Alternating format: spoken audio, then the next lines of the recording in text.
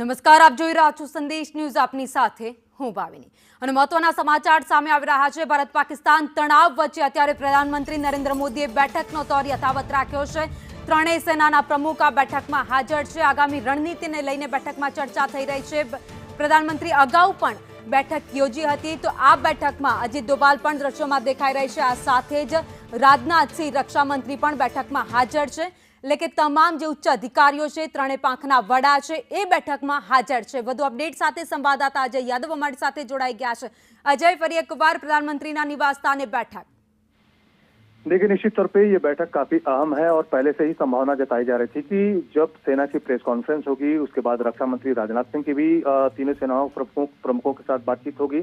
उसके बाद कहीं न कहीं रक्षा मंत्री राजनाथ सिंह पूरे मामले का ब्रीफ देने के लिए प्रधानमंत्री नरेंद्र मोदी के पास जरूर जाएंगे, उनको पूरी ब्रीफिंग देंगे.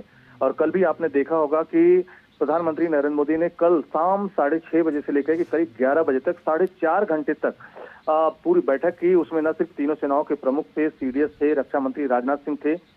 इन लोगों से करीब 2 से 2.5 घंटे बैठक चली और उसके बाद अलग से जो है एनएसए चीफ जो अजीत डोभाल हैं और विदेश मंत्री एस जयशंकर के साथ भी उन्होंने करीब 1.5 से 2 घंटे के करीब मुलाकात की थी और तमाम सारे मुद्दों पे न सिर्फ चर्चा की बल्कि आगे भारत की क्या रणनीति हो सकती है उन सबको भी लेकर चर्चा की गई थी. लेकिन एक ऐसे वक्त में जब पाकिस्तान की तरफ से भारत के ऊपर फुल फ्लेज अटैक किया गया, जिसमें न सिर्फ पाकिस्तानी आर्मी का पाकिस्तान एयरफोर्स का इस्तेमाल किया गया बल्कि ड्रोन का इस्तेमाल बड़ी संख्या में किया गया. इसके अलावा तेज गति के जो मिसाइल हैं, जिसमें फतह-1 का नाम शामिल हो रहा है, इन सबसे हमला किया और भारतीय सैनिक प्रतिष्ठानों को नुकसान पहुंचाने और आम पब्लिक के ऊपर गोलाबारी की हिमाकत एक तरह से की है.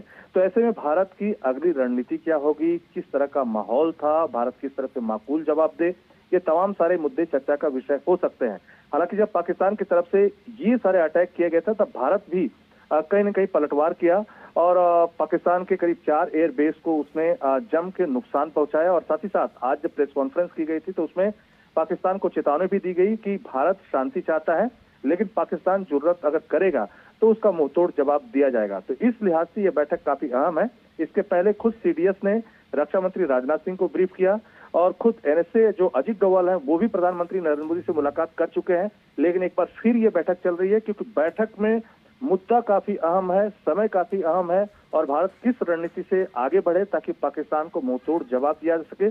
क्योंकि इस वक्त की जो सबसे बड़ी खबर है, जो कि सेना की प्रेस कॉन्फ्रेंस में भी आई, कि पाक रेंजर्स जो हैं, जो पूरे एलओसी के इलाके में या इंटरनेशनल बॉर्डर के इलाके में जहां जो तैनात रहते हैं बॉर्डर पे, उनके साथ पाकिस्तानी आर्मी की मूवमेंट देखी गई है.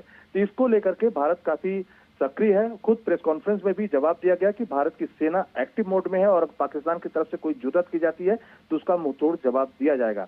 तो तमाम सारी सिचुएशन जो डेवलप हुई है उस लिहाज से ये काफी बैठक जो है काफी महत्वपूर्ण है और भारत किस रणनीति के साथ पाकिस्तान को न सिर्फ शिकस्त दे बल्कि दुनिया के लेवल पे क्या मैसेज ले जाए, इस लिहाज से ये बैठक पे पूरे देश भर की नजरें लगी हुई हैं. जी अजय, बैठक पर तो सबकी नजर है, साथ ही में सवाल ये भी हो रहा है कि अब तीनों पाक के जो वड़ा है वो भी इस बैठक में शामिल है. अब तक तो सेना है जो आगे काम कर रही है, लीड ले रही है, पर साथ ही में वायुसेना और नेवी भी उसमें शामिल है. वो भी कुछ प्लान कर रहे होंगे साथ में.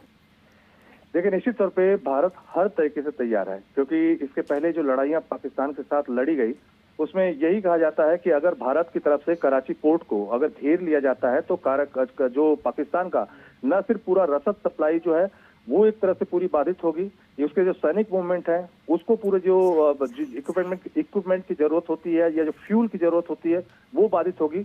बल्कि भारत जो है पाकिस्तान को किसी भी सूरत में घुटने पे ला सकता है. तो ऐसे में नेवी की भूमिका काफी अहम हो जाती है और खास करके अगर पाकिस्तानी आर्मी का मूवमेंट अगर बढ़ता है आगे तो भारतीय सेना जो है किस तरह से उसका जवाब देगी, यानी थल सेना कैसे जवाब देगी, ये भी काफी महत्वपूर्ण हो जाता है. तो कोई अभी की बात नहीं है बल्कि भारत की जो तीनों सेनाएं हैं वो पूरी तौर पे मुकम्मल तौर पे तैयार है.